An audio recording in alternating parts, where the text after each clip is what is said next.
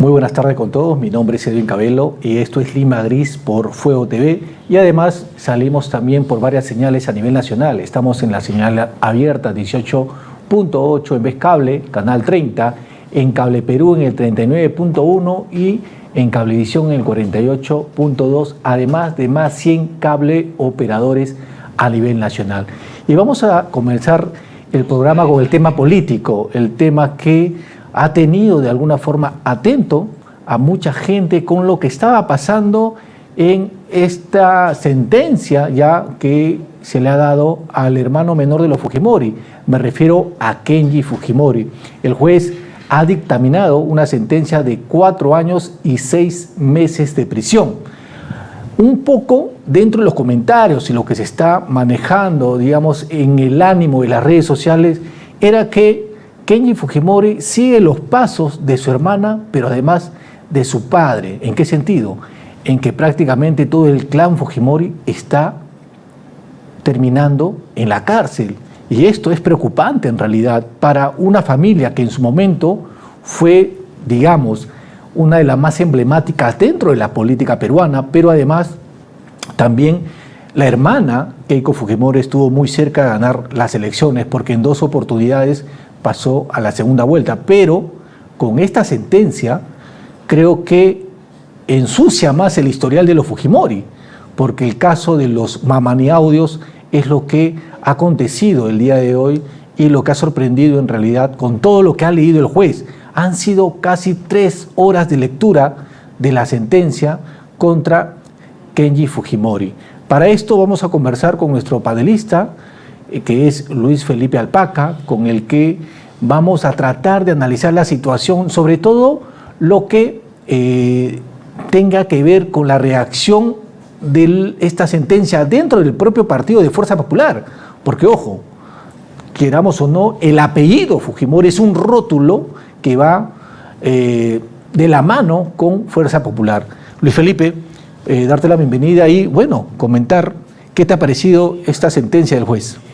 Bueno, sin duda, Edwin, es lo que se veía venir, porque han pasado ya alrededor de casi 4 años desde que empezó esta denuncia en el contexto, todos recordamos, del pedido de segunda vacancia contra PPK en el Congreso, y en aquel tiempo, pues, el Perú entero recuerda de que Kenji Fujimori, a través del grupo de parlamentarios que fueron denominados en su momento los Avengers, negociaron los votos, pues, ¿no? Para blindar a PPK y salvarlo de del pedido de vacancia, ¿no? En ese sentido, todos sabemos sobre el video audio filtrado por el congresista fallecido Mamani, y definitivamente la Fiscalía, creo que en el rango de los plazos ha cumplido, ¿no? Bueno, ha hecho un pedido de 12 años, finalmente el juez en una primera instancia ya lo sentenció a 4 años y medio de sentencia efectiva. Sin embargo, creo que esto se tendría que ejecutar a partir de una segunda instancia en caso que sea ratificada. Claro, porque sin duda la defensa de Kenji Fujimori va a apelar, ¿no? Así es, va a apelar. Definitivamente. Pero lo que me ha sorprendido un poco es la lectura que ha hecho el juez, porque ha leído, pues, ¿no?, el audio, digamos, completo, la transcripción del audio, ¿no?, de este video audio, ¿no?, donde prácticamente estos personajes en su momento se estaban repartiendo todo. Así es. En el Congreso de la República, ¿no? Incluso ya veían sus acciones a futuro cuando el Congreso supuestamente para ellos iba a tener 2 cámaras. Es una práctica que lamentablemente ya se volvió cotidiana en el Parlamento. Recordemos la gran mayoría, amplia mayoría de la bancada fujimorista que ingresó desde el 2016 y realizaron una serie de lobbies, ¿no? Una serie de lobbies para aprobar leyes con nombres propios que favorecían a muchos grupos empresariales. O sea, la bancada de Fujimori, que creo que empezó con 81 parlamentarios, después se fue fragmentando, y en ese interín Kenji Fujimori tuvo un desliz con su hermana, ¿no?, con la lideresa Keiko Fujimori, y ahí es donde vino esta ruptura, entre comillas, pero él por su parte seguía negociando. Ahora, Luis Felipe, ¿cuáles son los efectos, digamos, de los Fujimori hablando del tema familiar? El padre, Alberto Fujimori, estuvo preso hasta ahora, sigue preso. La hija mayor, digamos, Keiko Fujimori, que en su momento también fue la primera dama de la nación, también purgó cárcel, conoce la cana, y ahora Kenji Fujimori. Definitivamente, eso que preguntas es un análisis muy, muy sesudo, porque los efectos de esta condena, ojo, en el caso de Keiko Fujimori hay que puntualizar que ella no ha purgado cárcel por sentencia, fue una prisión preventiva que después la revocaron. Continúa ella imputada y definitivamente yo creo que el desenlace va a ser el mismo, ¿no? Ella creo que han pedido 30 años, ¿no? Entonces probablemente haya responsabilidad y probablemente el juez falla a 20 años o a 15, no lo sé, pero yo creo que se va a salir fundado, eso es cuestión de tiempo. ¿Sabes? Hay otra cosa, que lo curioso era, en elecciones pasadas recordamos que supuestamente la facción de Kenji Fujimori eran los más albertistas, eran los que querían limpiar un poco el partido fundado por su padre, eran los que le querían dar otros aires a Fuerza Popular, pero los hechos nos dicen otra cosa actualmente. Claro, porque en el fondo este chico, este personaje, pues demostró que él estaba jugando su propio partido, ¿no? En el sentido de que él tenía sus propios intereses. Ahí hubo un desliz con su hermana, un cisma, y los albertistas apoyaban esa facción, pero la gente plegada al queiquismo continuaba fiel.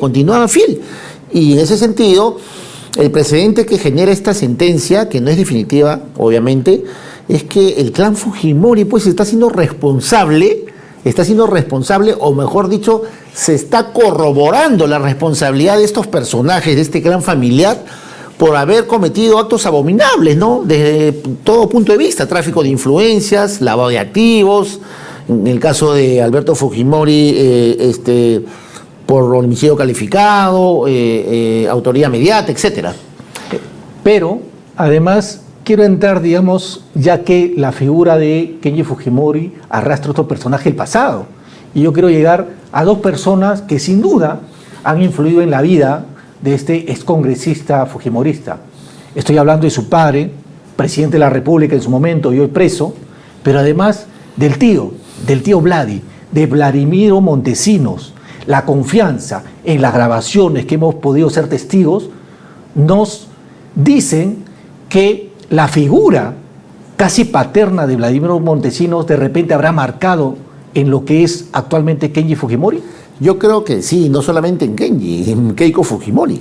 O sea, Vladimiro Montesinos definitivamente fue un personaje influyente en el régimen de Alberto Fujimori, pero no solo como el típico asesor, ¿no? tras las sombras, sino que también era una especie de miembro de la familia, que le decían el tío Vladi. Y ahí están los videos que todos hemos visto, incluso los videos de unas periodistas de aquellas épocas que están en una cama con el expresidente, pero veíamos imágenes familiares donde el tío Vladi le hacían un paneo, se enfocaba en primer plano con los sobrinos. Entonces yo creo que de alguna manera ha habido una complicidad implícita en todos los actos y las conductas que cometían estos dos personajes, ¿no? Tanto Alberto con Vladimiro Montesinos, y ellos en su calidad de adolescentes o de jóvenes o de niños han visto probablemente o han escuchado conversaciones muy delicadas con respecto a los destinos del Perú. ¿Qué no habrán visto ellos, ¿no? Los hijos? Pero hay otra cosa.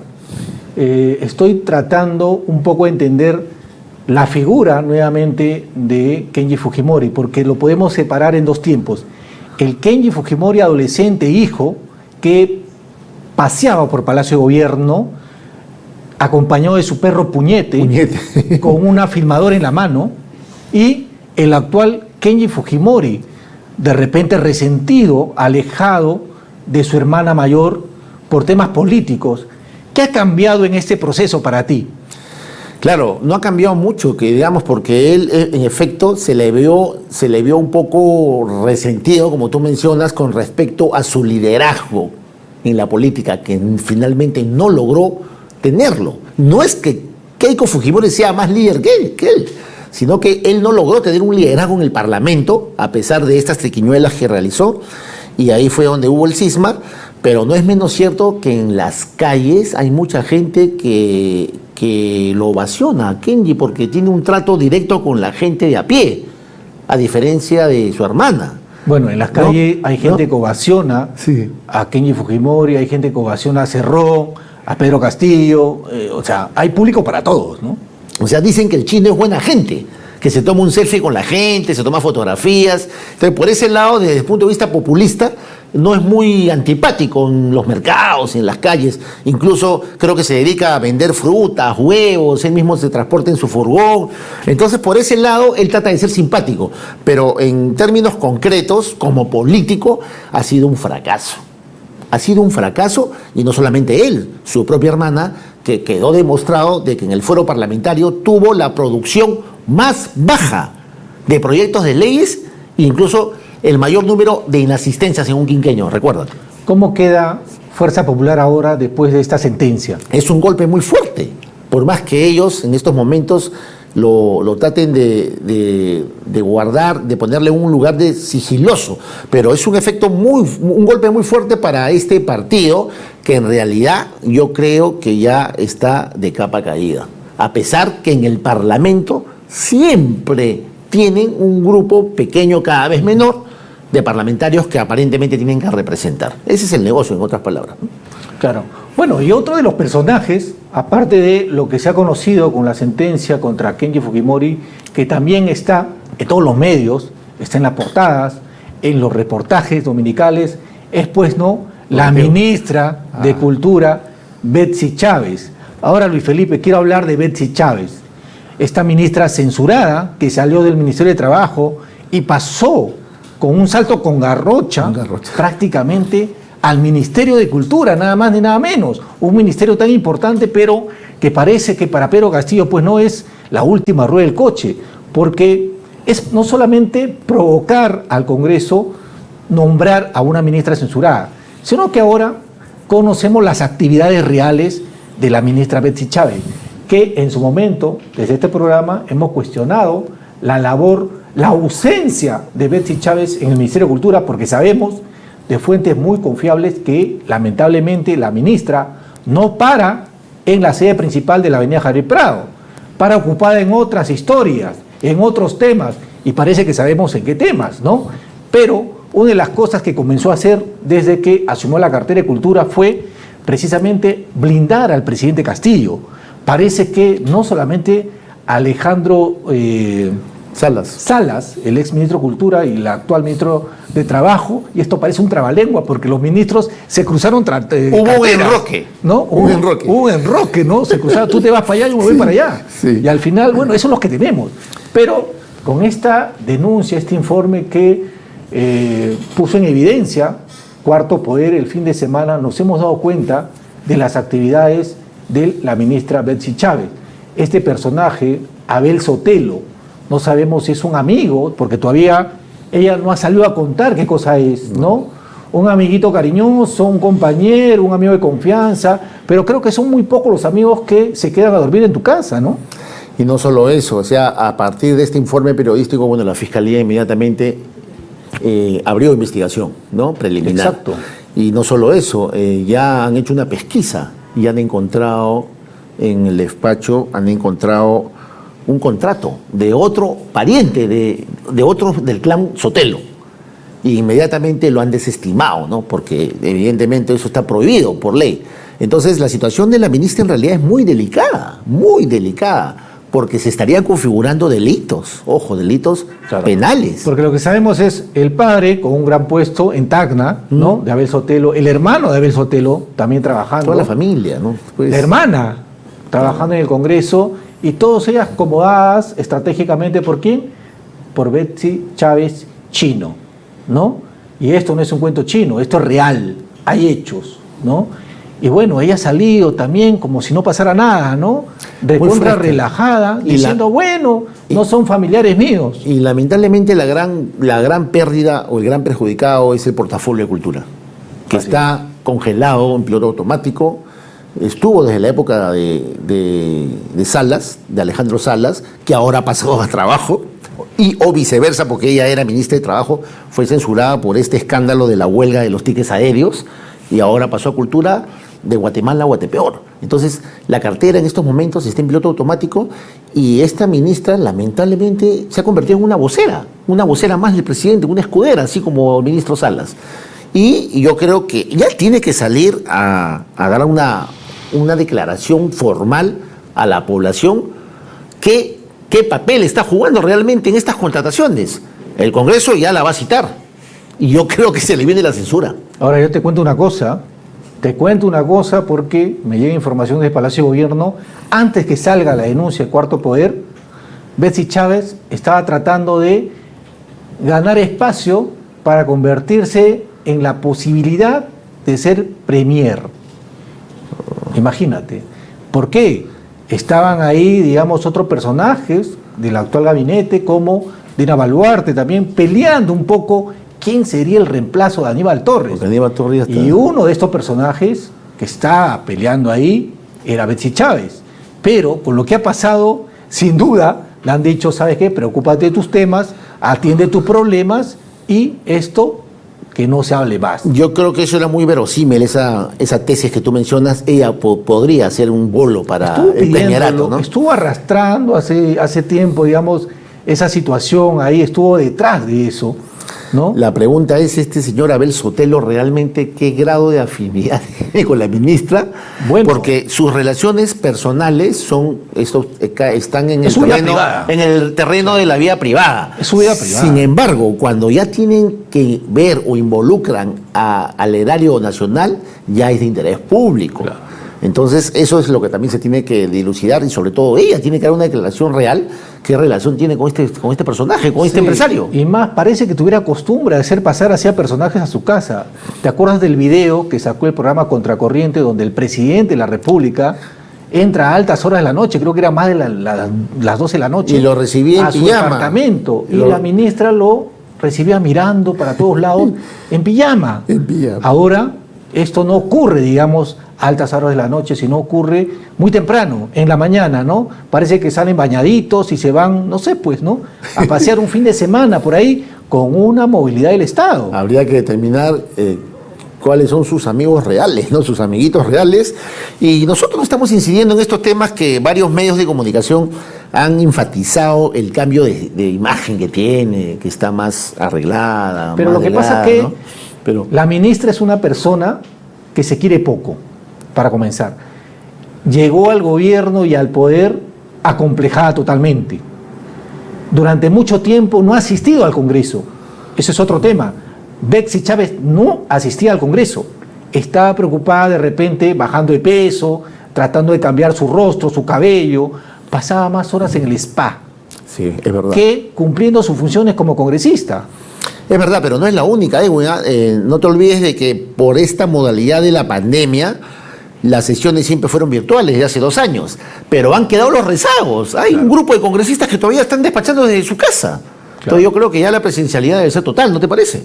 Y sí, sin duda, pero hay varios temas en cultura que estamos detrás. Pronto vamos a tener nueva información, pero lo que está pasando en el Ministerio de Cultura nos preocupa y es lamentable que una persona como Betsy Chávez, sin el mínimo conocimiento en el tema del sector cultural, haya sido nombrado ministra de Cultura, ¿no? Esto sucede solamente en este gobierno. Ahora hay otra cosa, porque tú has mencionado la palabra presencialidad. Claro. El programa anterior entrevistamos a Ricardo Terrones. El artista. Y Ricardo Terrones es un artista plástico que ha puesto el dedo en la llaga. ¿Por qué lo digo? Porque criticó, como debe ser, de forma directa a la Escuela Nacional de Bellas Artes del Perú. Que ese es otro tema. Estamos averiguando muchas cosas que están pasando en Bellas Artes, o en la Escuela Nacional de Bellas Artes, ubicada a la espalda del Congreso, en Girón Ancash. Pero ¿sabes lo que me sorprende a mí? Porque hace poco he estado por ahí. Es que esta escuela es la única institución, creo yo, del Estado que sigue atendiendo a sus alumnos a distancia. La puerta cerrada. Tú vas a Bellas Artes, encuentras la puerta totalmente cerrada. No te atiende nadie. Es lamentable, pero no te olvides, Edwin, que no solamente por este contexto de pandemia que ya finalizó, el estado de emergencia ya concluyó a través de un decreto, no te olvides que nosotros cuando hemos asistido a la escuela en los últimos 5 años para atrás, a pesar que estaban en plena presencialidad, la Escuela Nacional de Bellas Artes no dejaba ingresar al público. Sí. En la puerta te ponían obstáculos para no ver los claustros, para poder conversar con algún director. O sea, te ponían trabas para poder ingresar. Te bloqueaban. Eso ha pasado desde hace muchos años. Pero ahora está más hermético. Es decir, ni siquiera abren la ventana para que entre el sol. Imagínate, o sea, a ese nivel hemos llegado en Bellas Artes. Y a mí me apena mucho, porque antes tenía la costumbre, de repente en la semana, darme una vuelta por ahí. Me gustaba poder ingresar, como antes, que lo ¿no? podías hacer y observar a los estudiantes trabajando en escultura, en pintura, al aire libre, dibujando, ¿no? Y era pues, digamos, la esencia que tiene permanentemente la escuela durante muchos años. Pero me apena que eso se ha perdido. Vamos a ver qué dice la directora, vamos a comunicarnos también con ella. Esperemos que la directora de Bellas Artes nos dé una entrevista. Esperemos. Ahora, para cambiar un poco el ánimo, quiero anunciar, tenemos dos entrevistas en realidad. Una entrevista que ya tenemos aquí a la invitada, que es la fotógrafa Mercedes Benítez, y nos ha traído su libro Carhuap, Memoria del Tiempo Azul. Con ella vamos a conversar en minutos, pero antes vamos a conocer, para los que no conocen, a la actriz peruana Rebeca Raez. Con ella nos encontramos en la ciudad del Cusco, porque Rebeca Raez, que ha trabajado mucho en el teatro, pero también en algunas telenovelas, miniseries, en el cine, está viviendo por una temporada en Cusco, no sé hasta cuándo, pero ella nos cuenta en esta entrevista lo que está pasando y experimentando en esta hermosa ciudad. Adelante con la entrevista. Bueno, nos encontramos en la ciudad del Cusco. Hemos venido, como bien saben, a cubrir la Feria Internacional del Libre Cusco y nos hemos encontrado con una actriz que es de Lima, Rebeca Raez. La pregunta es, ¿qué haces en el Cusco, Rebeca? Bueno, realmente creo que como muchos limeños cuando venimos a Cusco como que nos agarra esa energía potente, ¿no? Y estoy muy contenta porque he sido invitada por la FIL para representar el personaje de Clorinda Mato de Turner. Es además la escritora homenajeada, ¿no? El símbolo de esta feria, y que para mí ha sido muy importante retomar trabajos que hice previos a la pandemia, así como también hacer una intervención de Clorinda en la Plaza de Armas, reivindicando el libro Ave sin nido que fue quemado por la población asociada por la Iglesia Católica a finales del siglo XIX. Ave sin nido, ¿no? Sí, correcto, porque somos aves sin nido. No, volamos y no encontramos nido. ¿Dónde está nuestro nido? Eso es lo que nos dice Clorinda. Rebeca, bueno, tú recién, digamos, no estás por el Cusco, ya tienes buen tiempo viviendo por acá. ¿Qué te trajo? ¿El arte, el amor, los negocios? Miren esa pregunta, qué indiscreta. Bueno, en principio el amor.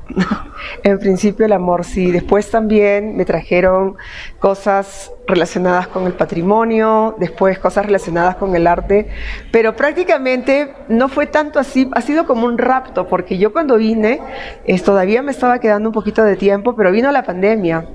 Entonces en la pandemia ya me quedé, estoy en Andahuaylillas, que es un hermoso pueblo que pertenece a la ruta del barroco andino, y también he aprendido a sembrar, ¿no? Que es lo más bonito que me está dando Cusco, el hecho de la relación con la tierra, ¿no?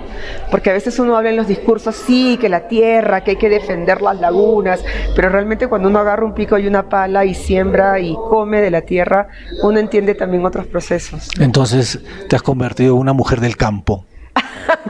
Una mujer del campo a la ciudad y de la ciudad al campo, ¿no? Pero sí, es cierto que hasta aprendí a usar hojotas, ¿no? Yo decía, no puedo entrar a esa tierra, necesito botas, ¿no? Y agarro mi hojota y este trabajo, ¿no? Y además es bien sensual trabajar con hojotas y con pollera. La pollera se mueve, ¿no? Mientras estás trabajando. Extraña las tablas, Rebeca, el teatro, tradicionalmente hablando como teatro, ¿no? Sí, yo realmente sí hay algo que he sentido cuando volví a lo presencial, es que yo tengo que hacer teatro. Yo soy una mujer de teatro, no solamente eso, soy una performer, trabajo con mi cuerpo, me encanta eso, ¿no? Me encanta mostrarme. En algún momento decía, ya, ahora sí es oportunidad de salir desnuda en la pileta de la Plaza de Armas, que vengan a agarrarme, ¿no? Entonces yo siento esa necesidad de tener que hacer cosas. Y ahora con la feria ha sido para mí también esa oportunidad de volver a hacer, ¿no? De volver a mostrarme. Tengo también otra intervención que es más política que le estoy pensando ahorita también en Cusco, pero sí es cierto que extraño mucho las tablas y esa versatilidad que me permite ser otras, ¿no? Una curiosidad, ¿ya te desnudaste en la Plaza de Cusco o todavía no? No, pero ya viene, también viene, sí, estaba pensando, pero obviamente tengo que pensar el concepto, ¿no? No lo puedo hacer así nomás, pero yo necesito, es decir, cuando yo trabajo con el cuerpo es también para mí una manera de decir, aquí estoy, ¿no? Aquí estoy, esta soy yo, ¿no? Porque lo que siento es que todavía Cusco es abrumador, ¿no? Es abrumador porque tiene una serie de cosas que a veces uno no entiende, las personalidades son nuevas también, entonces para mí es como decir, este es mi sello, ¿no? Esta soy yo. Es mi alter ego, ¿no? Mi alter ego. Ahora, Rebeca Rae, si bien se ha alejado de las tablas, pero me imagino que en ese espacio de la soledad y del campo estarás escribiendo. En las noches de luna llena con mi velita me pongo a escribir y a hablar sobre las plantitas. Claro, yo lo que estoy haciendo es escribir. En este momento estoy siguiendo también una maestría, estoy haciendo full capacitaciones, estoy enseñando en el ENSAT, también a distancia, pero yo creo que el campo lo que me da es esa otra parte de equilibrio que me gusta tanto, ¿no? Me gusta tanto porque es mi otra locura, ¿no? O sea, me gusta también, por ejemplo, toda la parte de Ima Sumac, la trabajé en la chacra, ¿no? Entonces es diferente que trabajes pisando la tierra a que trabajes pisando un escenario que está completamente, no sé, desinfectado, ¿no? Entonces yo creo que lo que me da el campo o las montañas es la capacidad de ver interiormente, ¿no? De indagar interiormente. Pero yo creo que ya he acumulado bastante, o sea que ahorita va a salir algo que todos van a decir, wow, ¿no? Otra vez, ¿no? Es como que uno retiene, pero después retiene para que salga un temblor, ¿no? O un terremoto, no lo sé. Bueno, en Lima Gris siempre recordamos la dirección que tuviste con la obra Prohibido Vallejo, que por primera vez fuese presentada en Petroperú, pero que ha agarrado un viaje propio, digamos. Se ha ido presentando en otros espacios, ¿no? Cuéntanos sobre eso. Prohibido Vallejo, bueno, y eso fue gracias a ti, Edwin, que nos llamaste para presentarnos en este lugar de Petroperú, que era el homenaje a Vallejo. Salió muy rápido, ¿no? O sea, a mí la dramaturgia me gusta que salga en una, ¿no? O sea, no me gusta darle tantas vueltas, sino que realmente es como que un parto rápido, ¿no? ¡Fua! No tiene que salir así. Claro. Trabajé en ese momento con Cristian Esquivel, que sigue siendo mi gran cómplice de tablas, porque creo que no podría concebir otro actor que haga de Vallejo, ¿no? Entonces Prohibido Vallejo este año regresó, fue seleccionado por la Plazuela de Artes, la programación de la Plazuela de Artes. Tuvimos una presentación llena con los familiares, incluso de Vallejo, que vienen y siempre también como que son parte de la obra o intervienen en la obra, intervienen en el evento, y es algo muy particular. Vallejo siempre despierta muchas pasiones. Y otra cosa es que este año también hemos sido invitados a Cuba por La Huaca es Poesía, que conmemora los 100 años de Trilce, nada menos que Casa de las Américas, ¿no? Entonces, para mí, cuando yo dije Casa de las Américas, Vallejo, ¿no? Me sentí iluminada, ¿no? De pronto que venía un rayo de luz por todos lados, y eso ha sido completamente maravilloso. Prohibido Vallejo es una obra que sigue es una obra muy querida, a la gente le gusta esa obra, porque no estamos hablando de Vallejo histórico lejano, sino que lo traemos al contexto actual. Es un Vallejo que le habla al público, es un Vallejo que cuestiona sus poemas, es un Vallejo que recuerda, pero también se deja llevar por sus pasiones y recuerda a Georgette y abres esa parte del humano y no más allá del poeta, no el hombre. Y creo que eso le gusta mucho a la gente. ¿Qué te está pareciendo esta Feria Internacional del Libro aquí en Cusco, ¿no? ¿Cómo ves todo? A mí me encanta, me encanta. Yo he tenido ha sido particular porque, por ejemplo, la edición crítica de Imazumac, que es la obra de Clorinda Mato, la ha presentado Luz Vargas.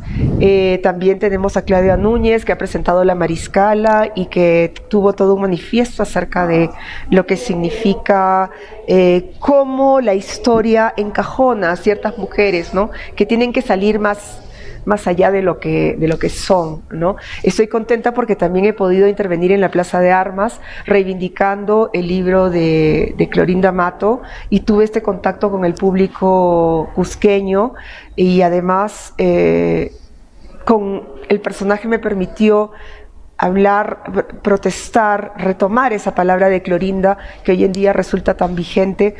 Entonces hay muchas cosas que se han dado. Ahora hemos tenido la presentación del libro del Centro Histórico.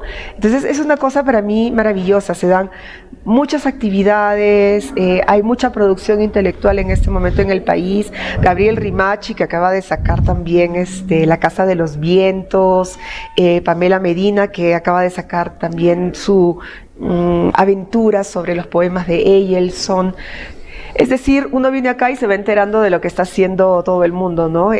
Carmen Ilizarbe, que también ha sacado La Democracia en la Calle, y le dije a Carmen, yo soy la democracia en la calle. yo agarro la calle siempre, claro, ¿no? Rebeca, y hablando de democracia, y quiero saltar un poquito al plano político, ¿cuál es tu mirada como artista de lo que estamos viviendo actualmente con el presidente Pedro Castillo? Ay, es una pregunta difícil. Es una pregunta difícil, pero a mí lo que me da hasta pena es la poca capacidad que la gente tiene cuando llega a un lugar de poder, ¿no? Entonces, cuando estás en un lugar de poder, ¿qué haces tú? O sea, antiguamente los gobernantes se preparaban, ¿no? Por eso sí eran llamados hijos del sol, ¿no? Luis XIV, Luis XVI se hizo llamar el Rey Sol, ¿no? Creo que era Luis XIV. Entonces, ¿por qué? Porque estabas como iluminado, porque tenías que saber llegar a la gente y además porque te están dando un cargo para que la nación surja. Entonces, yo creo que el Perú hace tiempo es un país que tiene la capacidad de poder voltear la historia, incluso dentro de un sistema que no necesariamente sea democrático, pero ni que tampoco es comunista ni que tampoco es socialista, sino un nuevo sistema. O sea, ¿por qué tenemos que esperar que en otro país descubran de que la democracia ya no funciona y que vuelvan a hacer otro sistema? Nosotros somos capaces de eso porque somos agricultores, porque tenemos mucha cultura, porque somos una de las culturas más antiguas del mundo. Entonces me siento en cierto modo traicionada, ¿no? O sea, yo dije, definitivamente, si es un maestro, yo soy maestra también, ¿no? Entonces, si es un maestro y él es del campo y él tiene sus propias necesidades, obviamente que tiene que hacer. Y si no te dejan gobernar, entonces tienes que salir a decir por qué no te dejan gobernar y a cada uno le dices tus verdades. Tú no me dejas gobernar porque tú eres de tal partido y tu partido tiene estos intereses. Y tú, si no me dejas gobernar, es por esto y por lo otro. Y yo le digo a mi pueblo que voy a hacer tal y tal cosa y si me matan, ustedes ya saben quién es. Y te la juegas. Pero cuando entras en la jugadita de que no, mi sobrina, mi esto, o sea, son minucias, de pronto el personaje se desinfla y de pronto ya no pasa nada de lo que tiene que suceder, que hace rato es un cambio histórico, ¿no? Entonces lo único que está pasando con Castillo es que si él no reacciona, le va a preparar 30 años de masacre y todo el mundo va a entrar al arca del Perú, de parte de la derecha dura y pura, ¿no? De la derecha dura y pura, o no le llamamos derecha, le llamamos simplemente grupos de interés económico que van a entrar y van a sacar mucho oro del país. Rebeca, muchas gracias y quiero despedirme mencionando las alhajas que llevas en la muñeca, que ya pareces una mujer maravilla inca. Sí, justamente estos cobres son de Pachacútec-Huamán y que trabaja mucho los metales. Y ahí estoy, voy a terminar la entrevista así. Muchas gracias, Rebeca. Nos vemos. Chao. Bueno, esa fue la entrevista con la actriz Rebeca Raez, una actriz muy talentosa que actualmente está viviendo en la ciudad del Cusco. Un saludo, un abrazo, Rebeca, para ti. Y bueno, esperemos que pronto estés por Lima porque se extraña tu locura y tu alegría. Vamos a ir